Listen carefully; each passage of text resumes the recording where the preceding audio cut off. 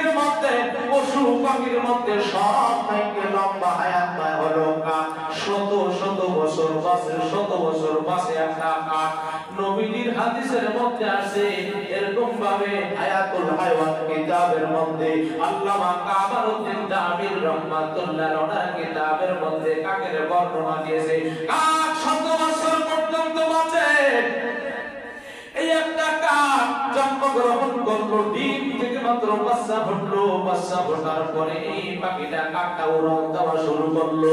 এই কাকটা যদি 100-200 বছর পর্যন্ত বাঁচে, এই কাকটা উড়তেছে উড়তেছে উড়তেছে, খানা পিনা নাই, নিদ্রা নাই, রেস্ট নাই, কিছুই নাই। এই কাকটা জন্ম থেকে শুরু করে মৃত্যু পর্যন্ত শত শত বছর পর্যন্ত মানে উড়তেই থাকলো, উড়তেই থাকলো, উড়তেই থাকলো, উড়তে উড়তে উড়তে উড়তে এরকম ভাবে এই কাকটা যে হাজার হাজার কোটি কোটি মাইল দূরত্ব পর্যন্ত বসবে, শত বছর পাইছে তার হায়াতে। কেননা কাকটা কোনো খানা পিনা নাই, কোনো নিদ্রা নাই, কোনো ঘুম নাই, কোনো রেস্ট নাই, কোনো বন্ধ নাই। শুধু কাকটা জন্মগ্রহণ করছে, ওর উপযুক্ত হয়েছে, উঠতেছে আর উঠতেছে। শত বছর পর্যন্ত একটা কাক উঠতে উঠতে চাইতে চাইতে যেই পরিমাণ দূরত্বে যায়, একটা মোতাকিব বান্দা আল্লাহর সন্তুষ্টির জন্য যদি 10 দিন ইতিকাফ করে, এই বান্দা থেকে জাহান্নামটা ওই পরিমাণ দূরে চলে যায়। সুবহানাল্লাহ। 100 বছর যদি একটা কাক বাঁচে, এই কাকটার খানা নাই, নিদ্রা নাই, দমা নাই, গাছের ডালে বসেও না, আরাম করে না, আয়েশ করে না। ওর কাজই হলো উড়ন্ত পাখিটা মাত্র ওরা শুরু করেছে, এই শিখা ওরা থেকে শুরু করে একেবারে মৃত্যু পর্যন্ত একটা কাক যেই পরিমাণ দূরত্ব যেতে পারে, একটা বান্দা যদি আল্লাহর সন্তুষ্টি অর্জনের জন্য 10 দিন ইতিকাফ করে, এই বান্দার থেকে জাহান্নামটা ওই কাকের সমপরিমাণ দূরত্ব আর জাহান্নাম আর বান্দার মধ্যে দূরত্ব হয়। সুবহানাল্লাহ। তৈরি হয়ে যায়, তৈরি হয়ে যায়। আমার থেকে আমি তৈরি হয়ে যায়। এজন্য মেরে মহতারাম ভাইও, হযরত আব্দুল ইবনে আব্বাস রাদিয়াল্লাহু তাআলা বলেন, আব্দুল ইবনে আব্বাস রাদিয়াল্লাহু তাআলা বলেন,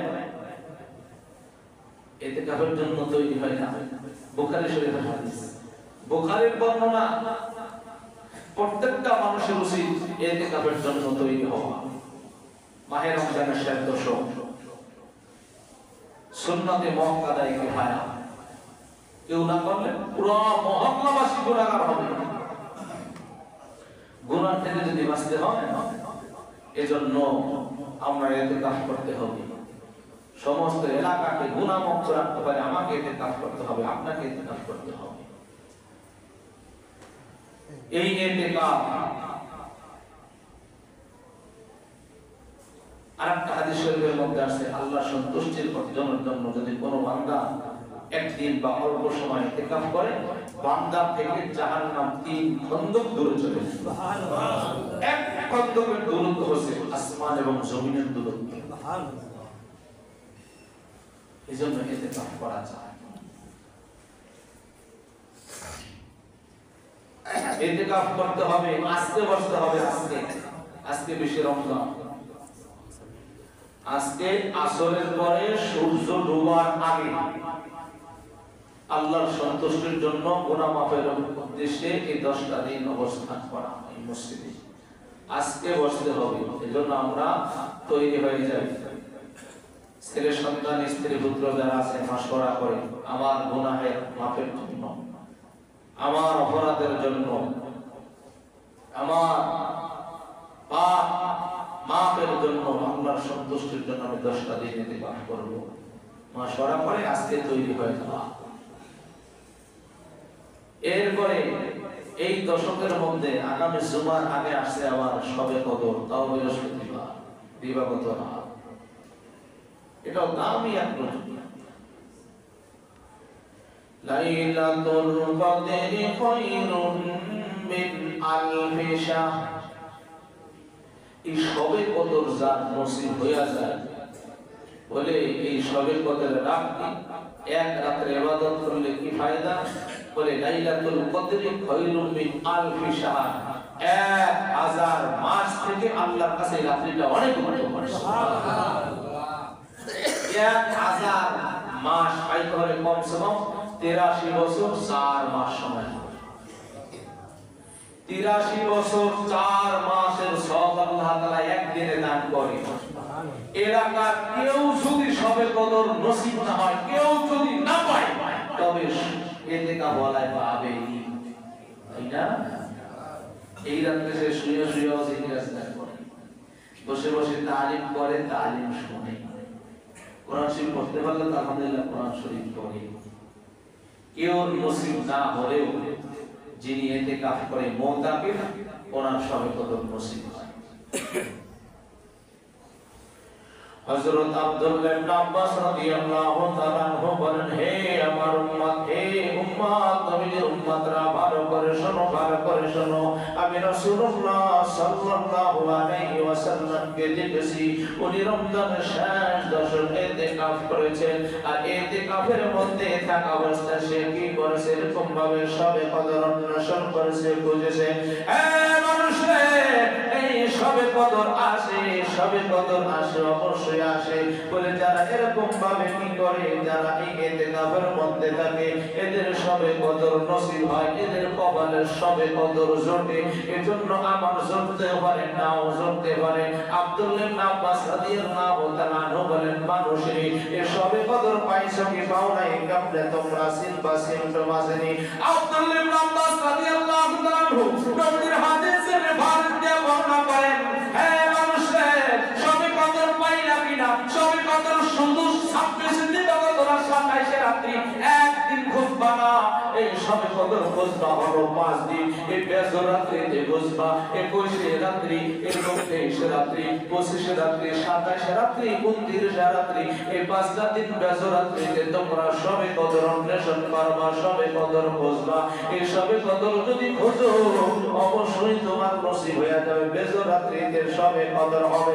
আব্দুল্লাহ ইবনে আব্বাস রাদিয়াল্লাহু তাআলা আনহু বর্ণনা করেন, হে মানুষের, সবে কদর গেল কি গেল না, কেমনে বুঝবা? অতিগুণা বারাতের বেলাটা আকাশটা পরিচ্ছন্ন। মুহাদ্দিসিনে কিরামের মধ্যে আব্দুল্লাহ ইবনে আব্বাসের বর্ণনা, এই সবে কদর পাইলা কিনা দেখবা, তুমি আকাশের দিকে ওই দিন রাতে তাকাই দেখবা, আসমানটা একেবারে নিট এন্ড ক্লিন, কোনো মেঘ নাই, কোনো আভা নাই, কোনো অন্ধকার শূন্য নাই, একেবারে ক্লিন ধবধবে সাদা। পুরা রাত্রটা তারকাগুলো মিটমিট করে জ্বলতে দেখবা, আসমানে কোনো মেঘের আভা পর্যন্ত থাকবে না। ওদিকে তুমি যদি ইবাদত বন্দেগি করতে পারো, আশা করা যায় তোমার তকদীর মধ্যে সবে কদর নসিব হয়েছে, ঠিক না বেঠি? এই ওই দিন আকাশের মধ্যে কোনো মেঘ থাকবে না, কোনো মেঘাচ্ছন্ন থাকবে না। 2 নম্বর আলাদা বর্ণনা ব্যাখ্যা দিয়েছে, ওই বর্ণনাটা হলো, ওই ব্যাখ্যাটা হলো যেন কি এরকম ভাবে পরের দিন দিনের বেলা সকালে মৃদু মৃদু ঠান্ডা বাতাস বইবে, ঠান্ডা বাতাস বইবে, এরকম রোদের তাপ পরপরতা হইতে লাগবে না। মনে করবা রাতের বেলা সবে কদর তোমার নসিব হয়েছে, বলে আল্লাহু আকবার। তোমার সবে কদর নসিব হয়েছে কিনা, 2টা সিম্পটম, 2টা আলামত, 2টা নমুনা তুমি পাইবা। 1 নম্বর হলো, রাতের বেলা আকাশে কোনো মেঘাচ্ছন্ন থাকবে না, আসমানটা ক্লিয়ার থাকবে, স্পষ্ট থাকবে, আকাশের তারকাগুলো ঝলমল ঝলমল করতে দেখতে পাইবা, কোনো অসুবিধা হবে না। তাহলে বুঝবা এই রাতের মধ্যে সবে কদর হয়েছে।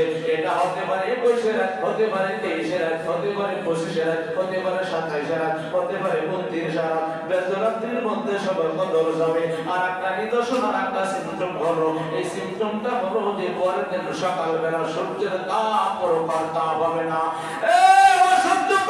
সূর্যের তাপ হবে না, ওই দিন সূর্যের আলো হবে না, ওই দিন সূর্যের আলো হবে মোলায়েম মোলায়েম, এরকম ঠান্ডা ঠান্ডা হাওয়া থাকবে, আর সকালবেলা মৃদু বাতাস বইবে। ওদিন বুঝবার সবে কদর এই রাত্রে গেছে। বান্দারে, তুমি যদি ইবাদত বন্দেগি করতে পারো, আশা করা যায় তোমার সবে কদর নসিব হয়েছে, ঠিক না বেঠি?